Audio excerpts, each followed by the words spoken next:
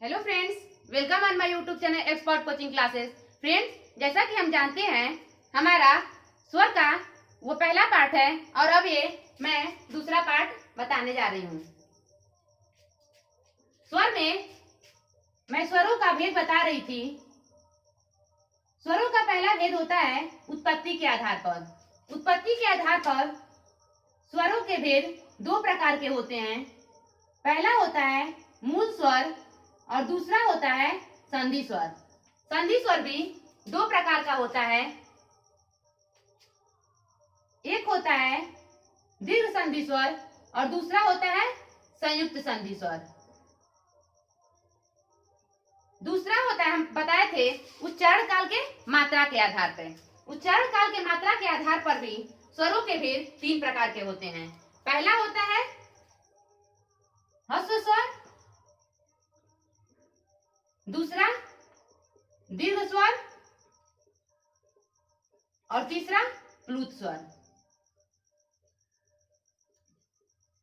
ह्रस्व स्वर में बहुत कम जिनके उच्चारण बहुत कम समय लगता है और दीर्घ स्वर में जिनके उच्चारण में दुगना समय लगता है।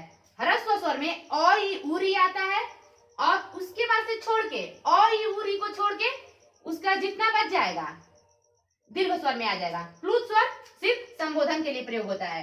अब होता है हमारा तीसरा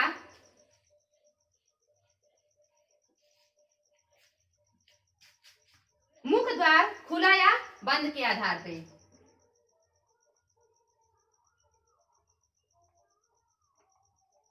मुख द्वार खुला या बंद के आधार पर।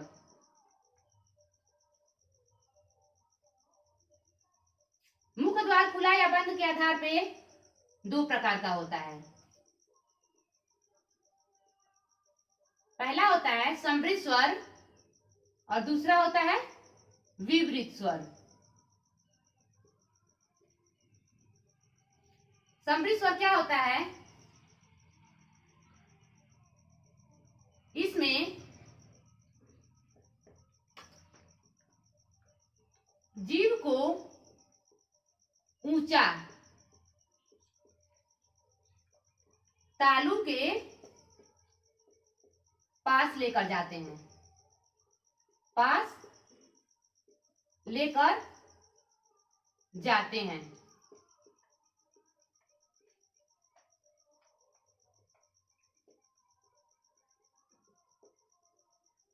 इसमें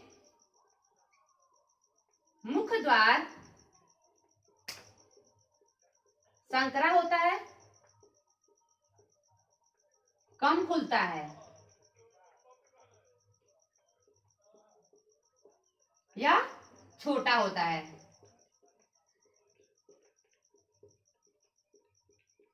जैसे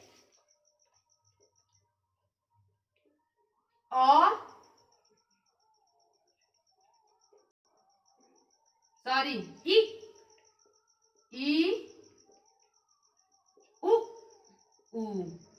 क्या हो गया? ई उ ऊ।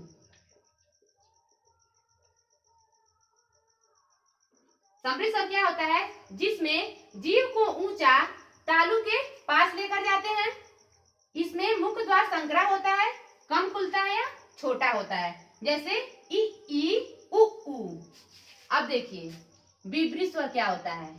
विवृत स्वर, इसमें जीव को नीचे तालु से दूर रखते हैं।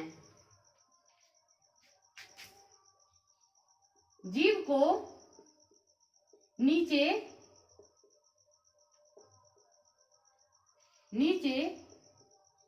तालु से दूर रखते हैं।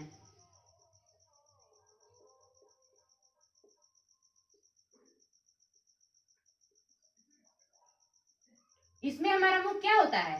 पूरा खुलता है। इसमें मुख द्वार पूरा खुलता है।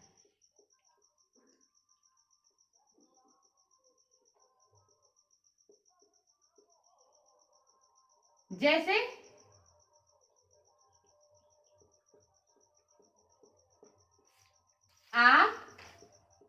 आ। इसमें क्या हो रहा है, मेरा मुख पूरा खुलेगा, आ और आ बोल के एक बार देख लेंगे। अब देखिए, ये हमारा हो गया समरी स्वर और विभ्री स्वर। एक और होता है समरी स्वर और विभ्री स्वर के एक ऐसे ही भाई होते हैं। एक होता है अर्ध समरी स्वर और दूसरा होता है अर्ध विभ्री स्वर।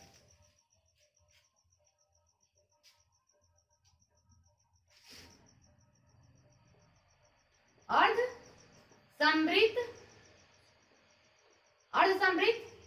स्वर। अब देखिए अर्ध समृद्ध स्वर क्या होता है, इसमें मुख द्वार संकरा होता है।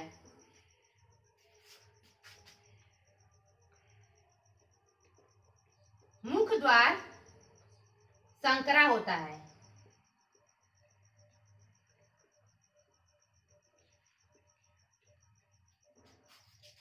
मुख द्वार कम संकरा होता है।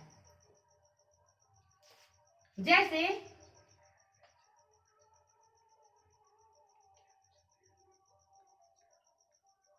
आधा बंद, क्या होता है, आधा बंद। उसमें क्या कौन कौन आ जाएगा, ए और ओ, ए और ओ। अब देखिए अर्ध विभ्री स्वर क्या होता है। अर्ध विभ्री स्वर क्या होता है, इसमें मुख द्वार आधा खुलता है। मुख द्वार क्या होता है, आधा खुलता है। मुख द्वार आधा खुलता है, जैसे ओ, ए, ओ, आ।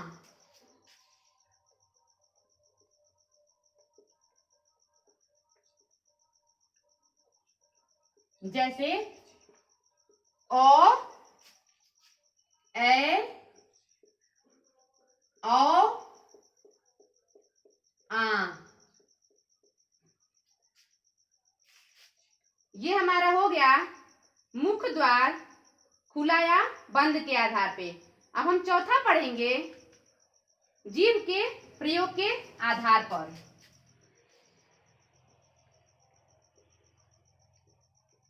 जीभ के प्रयोग के आधार पर। जीभ के प्रयोग के आधार पर भी इनके भेद कितने होते हैं, 3 होते हैं। पहला होता है अग्र स्वर,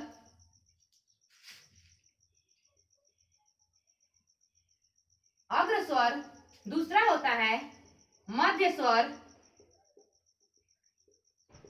तीसरा होता है पश्च स्वर।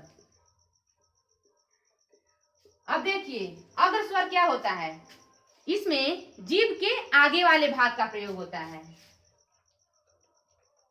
जीभ के आगे वाले भाग का प्रयोग होता है।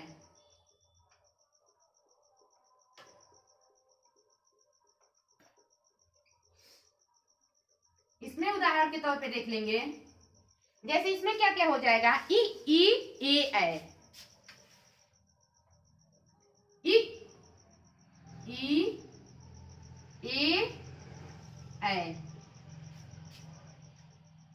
अब देखिए मध्य स्वर क्या होता है, इसमें जीभ के मध्य भाग का प्रयोग होता है। जीभ के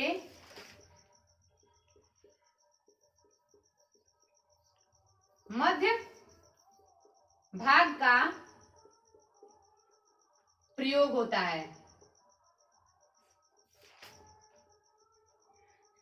प्रयोग होता है, जैसे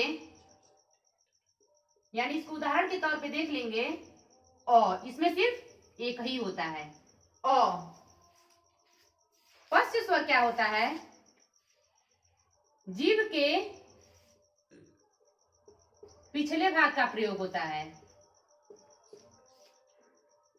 पिछले भाग का प्रयोग होता है।